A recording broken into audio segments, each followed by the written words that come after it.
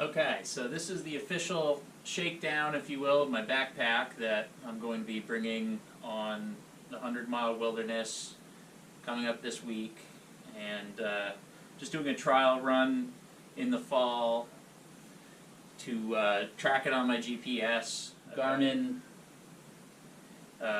InReach Mini 2 that I purchased for this trip if I don't have cell service, and also track the route so that later in the winter, when the trail's buried in snow, I can go back and reference the previous track to see if I've ventured off trail or not. If something should go wrong, then I've got communication to the outside world. I'm bringing a 25-degree Ultralight ear down sleeping bag. I've got this Nemo switchback sleeping pad to keep me off the ground.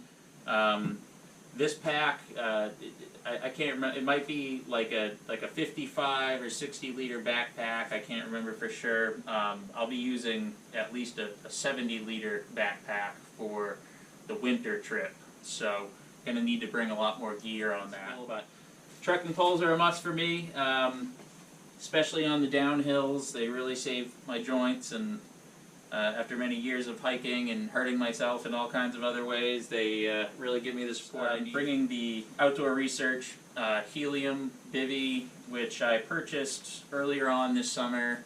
I did get out on a couple trips to test it out. It does what it needs to do. It's a decent bivy.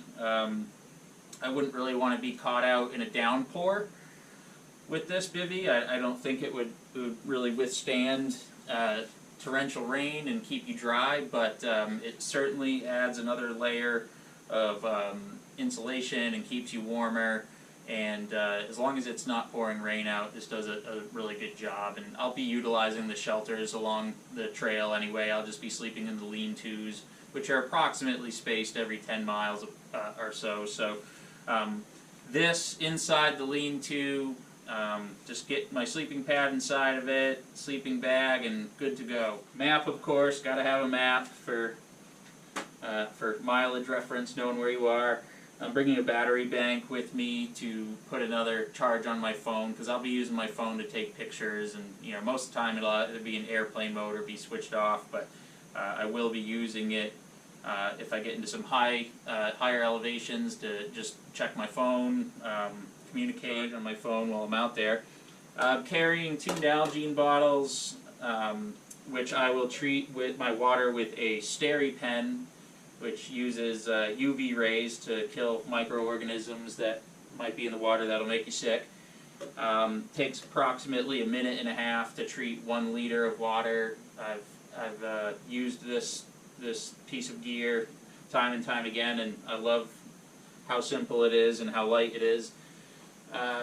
Headlamp, of course, just in case I find myself hiking at night or just need to get around the camp, obviously, in the evening time. This is USB rechargeable. It's made by a company called Nightcore. I don't really know a lot about them, but it weighs nothing, and I really like it so far. Using the old trusty MSR titanium cook pot to heat up my water, using an alcohol stove, which I made from a Vienna sausage can, and this aluminum stand, which I had custom made for it too. The can just slides perfectly into the cradle of this stand. And spork, of course, toothbrush, toothpaste, Swiss Army knife, got the handle for my titanium pot while I'm cooking. 2 lighters, I always bring 2. I'm going to be bringing some liquid IV with me,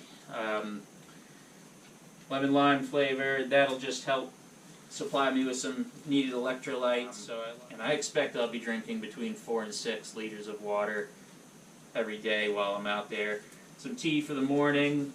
All of my meals consist of Knorr pasta sides. They're always my go-to on a backpacking trip. Less than $2 each, and they pack on average more than 100 more calories than your average dehydrated backpacking meal, which costs around $10 each. So breakfast and lunch, I'm not cooking anything. So I've opted to just have meal replacement bars. This is just something you can find at most any, you know, any grocery store. This is 410 calories each. They also pack 30 grams of protein. You guessed it, more bars. These are just the Lara bars. These are surprisingly high calorie. One bar is 220 calories, 1.6 ounces. Chomps, beef jerky, it's a jalapeno beef stick. So I'll be snacking on those throughout the day too. Got some chocolate. Got the milk chocolate with hazelnuts. Got a few stuff sacks, 3 stuff sacks of varying sizes over here for my food and clothing. A puffy jacket that I actually just ordered this out. It doesn't weigh a lot. It was way less expensive than some of the other name brand stuff, and it packs nicely into this little stuff sack. So I've got the Black Diamond, like anorak, pullover.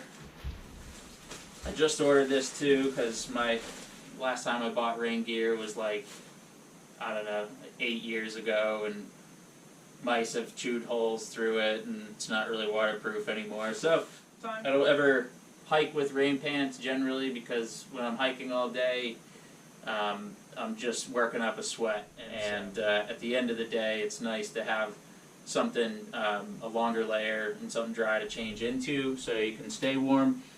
So I'm just bringing thermal one pair here, but I've got 2 pairs of wool socks as well as liners. They'll reduce friction. Thermal underwear, long underwear.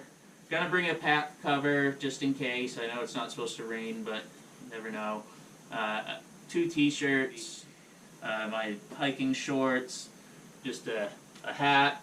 This is like a really light beanie. 2 changes of underwear.